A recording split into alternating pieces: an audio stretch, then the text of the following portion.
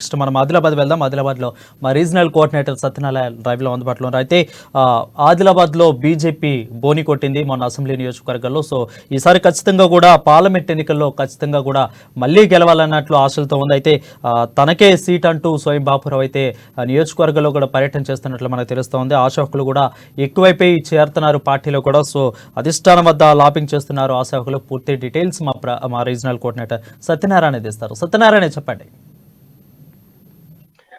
Good evening Varun. అయితే parliament ఎన్నికలు తరుముకొస్తున్న వేళ ఆదిలాబాద్ పార్లమెంట్ నియోజకవర్గానికి సంబంధించి బీజేపీ పార్టీ నుంచి అయితే ఆశావాహుల సంఖ్య రోజు రోజుకు పెరిగిపోతోంది. అయితే ఇప్పటికే అంటే గతంలో హైకమాండ్ సూచించిన ప్రకారంగా ఇక్కడ ఉన్నటువంటి ఒక సిట్టింగ్ ఎంపీకే టికెట్ అనేటటువంటి ఒక సూచనలు ప్రారంభంలో వచ్చినట్టుగా తెలుస్తోంది. అయితే అప్పట్లో ఆయన స్థానిక ప్రస్తుత ఎంపీ స్వయం బాపురావు అయితే చాలా సంతోషంగా ఉన్నట్టు తెలిసింది. ఆ తర్వాత కొన్ని కారణాల వల్ల అంటే ఎప్పుడైతే ఇక్కడ ఆదిలాబాద్ పార్లమెంట్ సెగ్మెంట్ లో ఉన్నటువంటి ఒక 7 అసెంబ్లీ నియోజకవర్గాల్లో 4 నియోజకవర్గాల్లో అనూహ్యంగా బీజేపీ సత్తా చాటడం, 4 నియోజకవర్గాల్ని ఇటు ఆదిలాబాద్, నిర్మల్, ముథోల్, సిర్పూర్ ఈ 4 నియోజకవర్గాల్లో జెండా ఎగరడంతో ఇక్కడ ఉన్నటువంటి ఒక ఆశావాహుల్లో ఒక రకమైనటువంటి ఒక ఉత్సాహం, అలాగే పార్టీలో ఒక రకమైనటువంటి ఒక ఆనందం అయితే ఉరకలేసింది. దీంతో టికెట్ వస్తే చాలు గెలుపు నల్లేరు మీద నడకే అనేటువంటి ఒక భావనతో ఇక్కడ ఈ శ్రేణులంతా కూడా ఉన్నాయి. అలాగే నాయకులు కూడా అదే ఆశతో ఉన్నారు. సో దాంతోనే బీజేపీ టికెట్ కు ఏదైతే ఎంపీ టికెట్ కు సంబంధించి ఇక్కడ ఉన్నటువంటి ఒక నాయకుల్లో పోటీ అయితే రోజు రోజుకు పెరిగిపోతుంది. గతంలో చూసినట్టయితే పెద్దగా పోటీ ఎక్కువగా లేకుండే ప్రారంభంలో సిట్టింగ్ ఎంపీ స్వయం బాపురావు, అలాగే ఖానాపూర్ నుంచి అసెంబ్లీ ఎన్నికల్లో పోటీ చేసి ఓడిపోయినటువంటి ఒక రమేష్ రాథోడ్, ఇద్దరి మధ్య పోటీ ప్రధానంగా అప్పట్లో ఉండేది. కానీ ఆ తర్వాత జరిగినటువంటి యొక్క పరిణామాల కారణంగా అనేక మార్పులు చోటు చేసుకున్నాయి. బీజేపీలోకి వలసలు భారీగా చేరాయి. అయితే ఈ టికెట్ ఆశించి తర్వాత సినిమా యాక్టర్ ఏదైతే నాగర్ కర్నూలు జిల్లా అచ్చంపేటకు చెందినటువంటి ఒక అభినవ్ సర్దార్ కెతావత్ బీజేపీలో చేరడం, ఆ తర్వాత ఆదిలాబాద్ పార్లమెంటు సీటు ఆశించడం, ఆయనకి హోంమంత్రి అమిత్ షా అండదండలు ఉన్నాయన ప్రచారం కూడా జరగడంతో ఆయనకు ఆ టికెట్ రేసులో ఆయన కూడా ఉన్నట్టు తెలుస్తోంది. అంతేకాకుండా ఆయన ఆదిలాబాద్ కేంద్రంగా పలు సామాజిక సేవ కార్యక్రమాలు చేస్తుండడం, అలాగే ఇక్కడ ప్రెస్ మీట్ పెట్టి కూడా తాను బీజేపీ టికెట్ కోసం ఆస్పిరెంట్ గా ఉన్నట్టుగా కూడా ప్రకటించడం చర్చనీయాంశమైంది. అయితే అతనే కాకుండా ఇప్పుడైతే అసెంబ్లీ ఎన్నికల సమయంలో బోత్ నియోజకవర్గానికి చెందినటువంటి ఒక మాజీ ఎమ్మెల్యే రాథోడ్ బాపురావు కూడా ఆ సమయంలో అటు కాంగ్రెస్ ఆ తర్వాత వెంటనే మళ్ళీ బీజేపీలోకి చేరడం జరిగింది. అయితే బీజేపీ నుంచి అప్పట్లో ఆయన ఎమ్మెల్యే టికెట్ ఆశించారు. కానీ అది అనూహ్యంగా ఆయనకు ఆ టికెట్ దక్కకపోవడంతో కనీసం ఎంపీ టికెట్ అయినా దక్కుతుందన్నటువంటి ఒక ఆశాభావంతో ఆయన ఉన్నారు. సో ఆయన కూడా ఈ యొక్క టికెట్ ఆశిస్తున్నారు. ఆ తర్వాత ఆయనకి డైరెక్ట్ గా వెళ్లి హైకమాండ్ పెద్దలతో కూడా ఆయన టచ్ లో ఉన్నట్టుగా, ఆ తర్వాత టికెట్ తనకే కేటాయించాలి అనేటటువంటి ఒక విజ్ఞప్తి కూడా చేసినట్టుగా మనకు సమాచారం ఉంటుంది.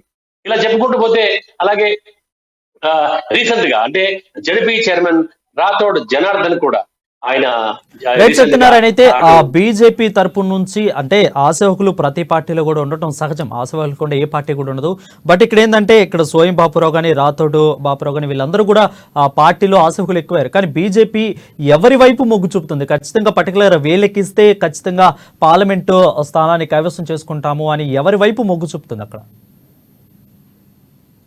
అయితే ఆశాబహుల సంఖ్య చాంతా పెరిగిపోవడంతో సర్వే టీం రంగంలోకి దిగినట్టుగా మనకు సమాచారం అవుతుంది. హైకమాండ్ నుంచి సర్వే టీం రంగంలోకి దిగి అభ్యర్థుల బలాబలాలు ఎవరైతే ఇక్కడ ఉన్నటువంటి ఒక అంటే ప్రధానంగా బీఆర్ఎస్పీ నుంచి పెద్దగా ఇక్కడ పోటీ ఉండకపోవచ్చు. వచ్చేటటువంటి ఒక ఎలక్షన్ లో కాంగ్రెస్ బీజేపీల మధ్య ఎక్కువగా పోటీ ఉండే అవకాశం ఉంది. కాబట్టి మరి కాంగ్రెస్ అభ్యర్థిని ఢీకొని బీజేపీలో గెలిచే సవర్లో ఉందన్నటువంటి ఒక దానికోసం సర్వేలు అయితే చేస్తున్నారు. అయితే ఎక్కువగా అంటే ఇక్కడ ఎక్కువ మంది అనుకుంటున్న ప్రకారం ఆల్రెడీ సిట్టింగ్ ఎంపీ స్వయం బాపురావుకి టికెట్ దక్కుతుంది. ఎందుకంటే ఆయనకు అమిత్ షా అండదండలు ఉన్నటువంటి ఒక ప్రచారం జరుగుతోంది. సో అంటే ఓవరాల్ గా ఎలా చూసుకున్నప్పటికీ కూడా ఇక్కడ ఉన్నటువంటి ఒక కార్యకర్తల్లో కానీ ఇక్కడ నాయకుల్లో కానీ ఒక రకమైన ఉత్సాహం ఏంటంటే ఈ 4 వర్గాల్లో కూడా ఏదైతే పార్లమెంట్ సెగ్మెంట్ పరిధిలో ఉన్నటువంటి 4 అసెంబ్లీ నియోజకవర్గాల్లో కూడా బీజేపీనే గెలవడంతో సో బీజేపీలో అయితే ఒక ఉత్సాహం, అంటే ఖచ్చితంగా ఈసారి ఎంపీ సీట్ కూడా ఇక్కడ గెలిచి తీరుతామన్నటువంటి ఒక, ఎందుకంటే గతంలో కూడా ఇక్కడ ఎంపీ సీట్ బీజేపీదే, ఇప్పుడు కూడా అదే స్థానం నిలబెట్టుకుంటామనేటటువంటి ఒక ఆశ కూడా ఇక్కడ నాయకుల్లో కనబడుతుంది. కాబట్టి ఇక్కడ ప్రధానంగా అయితే పోటీకి ఎవరు ఉన్నా కూడా, అంటే ఎవరికి టికెట్ ఇచ్చినా కూడా ఆ పోటీ పరంగా చూస్తే బీజేపీ నా గెలుపు నల్లని మీద నడకైనటువంటి ఒక భావన ఇక్కడ నాయకుల్లో అయితే కనబడుతోంది. కానీ అటు రాష్ట్రంలో అధికారం చేపట్టినటువంటి ఒక కాంగ్రెస్ పార్టీ కూడా ఈ గెలుపును ప్రతిష్టాత్మకంగా తీసుకోబోతోంది. అలాగే ఎంపిక ప్రక్రియను కూడా చాలా నిశ్చితంగా పరిశీలిస్తోంది. ఈ బీజేపీకి గట్టి పోటీ ఇచ్చే అభ్యర్థి ఎవరుంటే బాగుంటుంది ఒక ఆలోచనలో కూడా అటు హైకమాండ్ కూడా ఆలోచిస్తోంది.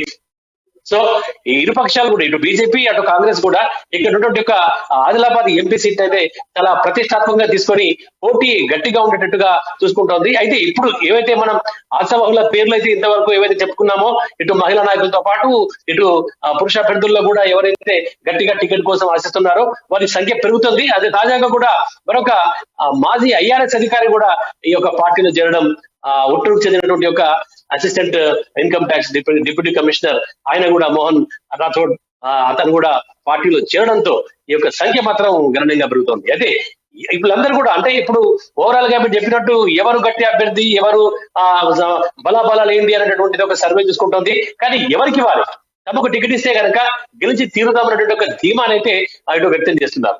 ఇదే కాకుండా మరోవైపు ఈ 4 స్థానాల్లో గెలిచినటువంటి ఒక ఎమ్మెల్యేలు, ఈ 4 స్థానాల ఎమ్మెల్యేలు కూడా తమ అనుకూలులకే ఆ టికెట్ ఇప్పించుకునే ప్రయత్నాల్లో హైకమాండ్ వద్ద బిజీగా ఉన్నట్టుగా మనకు సమాచారం ఉంటుంది. ఎందుకంటే ఇక్కడ ఉన్నటువంటి ఆదిలాబాద్ ఎమ్మెల్యే పాయల్ శంకర్ గాని, ఆ తర్వాత అటు రామారావు పటేల్, ఆ తర్వాత ఏలిటి మహేశ్వర్ రెడ్డి, వీళ్ళంతా కూడా తమకు అనుకూలంగా ఉన్న వారి కోసం ఈ యొక్క ఆదిలాబాద్ ఎంపీ టికెట్ ఇప్పించేటటువంటి ఒక ప్రయత్నం జోరుగా సాగుతున్నటువంటి ఒక చర్చ మనకు కనబడుతోంది. అయితే ప్రధానంగా ఇటు మహేశ్వర్ రెడ్డి, ఆ తర్వాత రామారావు పటేల్, ఈ ఇద్దరు ఎమ్మెల్యేలు కూడా Bhainsa municipal market committee chairman Rajesh Babu వైపు మొగ్గు చూపుతున్నట్టు తెలుస్తుంది. ఆయన ఇటీవలే అంటే అసెంబ్లీ ఎన్నికలకు ముందే ఆయన బీఆర్ఎస్ నుంచి బీజేపీలో చేరారు. అంటే ఇక ప్రతి ఒక్కరు కూడా ఇటు ఎమ్మెల్యేలు కూడా ఎవరికి వారు ఎవరికైతే తమకు అనుకూలంగా ఉంటారో, ఇక్కడ ఆదిలాబాద్ నియోజకవర్గానికి సంబంధించి పాయల్ శంకర్ కూడా తన అనుకూల వర్గానికి తన యొక్క ఎంపీ టికెట్ దక్కే విధంగా ప్రయత్నం చేస్తున్నారు అనేటువంటి ఒక సమాచారం అయితే బయట వినబడుతోంది.